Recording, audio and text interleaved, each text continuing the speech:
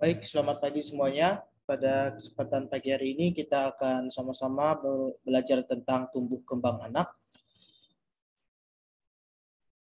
Baik, kita mulai dari pengertian untuk tumbuh atau growth. Jadi tumbuh itu adalah berkaitan tentang maturasi secara fisik, di mana kalau dia maturasi fisik itu berarti ada peningkatan ukuran baik itu ukuran sel dan jumlah dari sel itu sendiri, sehingga kita sebut sebagai perubahan kuantitatif. Nah, sebab dari peningkatan ukuran sel adalah adanya multiplikasi sel dan peningkatan isi dari sel itu sendiri. Jadi secara ringkasnya, kalau disebut sebagai tumbuh atau growth, itu ada perubahan dalam ukuran dan jumlah, tadi sudah kita singgung. Kemudian proporsi, itu berarti hubungannya antar besar kepala dan bagian sisanya, di mana pada saat masa-masa awal itu lebih besar di bagian kepala. Sementara ketika seseorang semakin bertumbuh, semakin bertambah umur, maka proporsi kepala akan lebih kecil, 1:7 pada saat sudah matur. Kemudian untuk kecepatan pertumbuhan itu paling cepat dan paling sangat cepat di dalam intrauterin atau di dalam kandungan.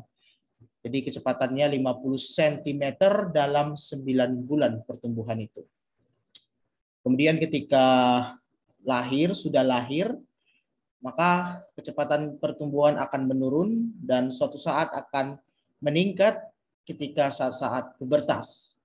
Nah, di mana peningkatan itu lebih terjadi pada saat pubertas karena ada pengaruh hormon, dan pada perempuan lebih cepat dibandingkan pada laki-laki, tetapi pada laki-laki potensial untuk tumbuhnya lebih tinggi daripada pada perempuan. Kemudian untuk struktur baru yang muncul seperti adanya gigi permanen, hilangnya struktur lama seperti hilangnya gigi susu, dan ada disebut pola tumbuh organ. Jadi pada masa awal organ yang melakukan maturasi yang duluan adalah khususnya adalah sistem saraf, itu di bagian fungsi pendengaran dan fungsi penglihatan. Nah, nanti kita akan lihat beberapa hal terkait dengan perkembangan, tapi kita akan tahu dulu bahwa pola tumbuh organ yang paling dominan adalah di duluan adalah di sistem perkembangan sistem saraf. Baik, kita akan lihat tentang pengaruh asupan kalori pada pertumbuhan. Jadi kalau anak-anak itu tidak cukup dalam gizi, kalau di sini kita sebut dalam kalori, itu bisa disebabkan karena pemberian ASI yang kurang, atau seorang anak tidak menerima perhatian yang cukup oleh keluarga, atau stimulasinya yang tidak baik, atau juga bisa karena adanya penyakit kronis yang memerlukan asupan kalori yang banyak. Ini semua akan menyebabkan suatu ketidakcukupan ambilan kalori oleh anak. Sehingga alhasil adalah menyebabkan suatu proses penurunan berat dari anak itu sendiri yang duluan. Jadi penurunan berat badan nanti akan diikuti dengan penurunan tinggi dan lingkar kepala. Baik, untuk kita lakukan monitoring terhadap tumbuh atau growth, itu 4 ini sebagai utama adalah length atau height. Length ini adalah panjang yang biasanya dilakukan pada anak usia 0 sampai 2 tahun.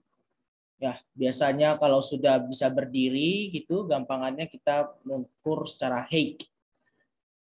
Kemudian untuk weight, ini adalah berat badan ditimbang, head circumference itu lingkar kepala, BMI itu adalah berat badan dibagi tinggi di kuadrat. Nah, jadi kita disarankan untuk melakukan pengukuran ini semua secara serial untuk menentukan apakah ada permasalahan di tumbuh atau growth dari anak tersebut. Ya, ini adalah acuan-acuan pertumbuhan. Jadi pada beberapa hari itu berat badan akan turun sekitar 5-10% dari berat lahir. Kemudian akan sama setelah beberapa hari, di sini setelah 7-10 hari. Kemudian akan 2 kali lipat dari berat lahir ketika di bulan 4 atau bulan kelima. Dan seterusnya. Di sini ada tabel yang bisa kita jadikan acuan. Nah, kemudian bagaimana tentang perkembangan atau develop? Jadi kalau kita ngomong tentang kembang atau develop itu kaitannya secara fisiologis, jadi maturasi fisiologis, peningkatan kemampuan atau kapasitas. Jadi ini perubahan-perubahan yang ditinjau secara kualitatif atau kualitas. Jadi berkaitan dengan maturasi dan khususnya untuk kembang ini ada kaitan yang sangat erat dengan mielinisasi sistem saraf. Jadi ada mielinisasi dan juga ada sinaptogenesis pada sistem saraf. Nanti pada perkembangan ini ada aspek-aspek yang berkaitan erat antara psikologi anak, emosional, dan sosial dari anak itu. Jadi intinya kalau bicara kembang itu udah aspeknya lebih luas lagi, tidak hanya secara jumlah, tetapi kembang ini pusatnya adalah secara fisiologis, kualitatif, dan berpengaruh terhadap psikologi, emosional, dan sosial dari anak itu. Nah, jadi ada domain-domain yang penting dari perkembangan develop. Yang pertama adalah motorik kasar. Jadi motorik kasar itu adalah melibatkan otot-otot yang besar seperti otot tangan, otot kaki, sehingga anak kalau bisa dibilang berkembang itu salah satunya harus bisa merangkak, kemudian harus bisa duduk, kemudian nanti harus bisa berdiri, kemudian sudah bisa berdiri nanti bisa berjalan. Itu adalah pengaruh-pengaruh di motorik kasar. Kemudian nanti ada disebut sebagai pengaruh di penglihatan dan motorik halus. Jadi kalau anak sudah bisa memegang benda yang besar seperti ini, nanti suatu saat dia akan bisa memegang benda yang lebih kecil dan lebih spesifik. Itu adalah perkembangan di domain yang motorik halus. Penglihatan, kemudian ada pengaruh bahasa. Nah, bahasa ini disebut sebagai suatu prediktor utama ya, pada perkembangan kognitif di kemudian hari. Jadi kalau anak itu terlambat berbicara dan sangat lama untuk dibandingkan dengan anak yang normal, maka prediksinya bahwa anak bisa mengalami gangguan kognitif yang signifikan terhadap hidupnya. Nah, jadi kalau fungsi bahasa ini tidak bisa dipisahkan dengan pendengaran. Karena di pendengaran ini ada suatu reseptif ya. Jadi maksudnya itu adalah kalau telinganya bagus, reseptor pendengarannya bagus, kemudian ekspresi dari apa yang didengarkannya bagus, kemudian dia bisa berbicara. Nah, ini jadi satu domain yang tersendiri yang saling berkaitan dengan erat antara bahasa dan pendengaran. Kemudian semuanya itu akan berpengaruh terhadap sosial anak, bagaimana dia berhubungan dengan anak yang lain, pengaruh emosional, apakah dia sangat agresif, kemudian ada ADHD, ada agresifnya tidak normal, kemudian apakah dia mudah marah atau pendiam sekali seperti tanda-tanda autis. Nah, itu akan berpengaruh pada domain sosial, emosional, dan perilaku. Baik, secara umum prinsip tumbuh kembang ada 3, arahnya cefalocaudal, arah proximodistal dari umum menuju spesifik. Jadi untuk arah cefalocaudal ya maksudnya itu adalah yang berkembang, yang tumbuh dan berkembang itu adalah dari arah kepala kemudian sampai turun ke bawah gitu ya. Kemajuan di struktur dan fungsi itu pertama kali berada di regio kepala. Dan kita bisa lihat ini arah cefalocaudal dan satu lagi adalah proximodistal. Nah, jadi kalau kita lihat bayi itu atau anak kita berikan baby walker, maka yang kita akan lakukan stimulasi terhadap tumbuh kembangnya adalah pada otot-otot bagian bawah kaki.